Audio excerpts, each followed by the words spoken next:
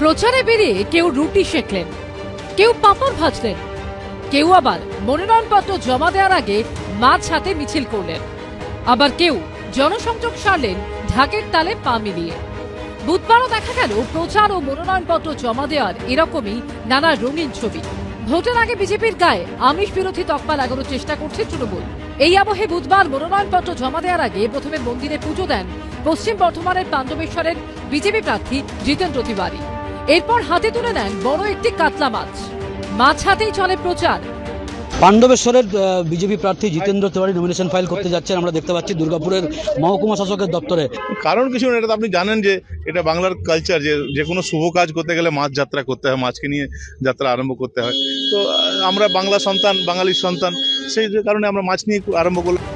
প্রচন্ড রোদ মাথায় নিয়ে গ্রামের বাড়ি বাড়ি ঘুরে প্রচার সারছেন বনগাঁ দক্ষিণ কেন্দ্রের তৃণমূল প্রার্থী ঋতুপর্ণা আর্থ। তারা খুবই ভালো মানুষ, খুবই ভালোবাসছে, আদর করে কাছে টেনে নিচ্ছে। যেহেতু আমি অনেক কনিষ্ঠ, তাই মানুষের আদর ভালোবাসা অবশ্যই পাচ্ছি।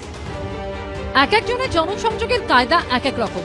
বুধবার যেমন মনোনয়নপত্র জমা দেন আসানসোল দক্ষিণের বিজেপি প্রার্থী অগ্নিমিত্রা পাল, দলীয় পতাকা হাতে ঢাকের তালে পা মেলান।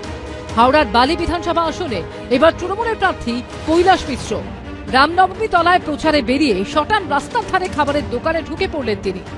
রাঁধুনির থেকে খুন্তি নিয়ে একের পর এক রুটি সেঁকলেন। ক্রেতাদের খাবার পরিবেশনও করতে দেখা গেল তাকে।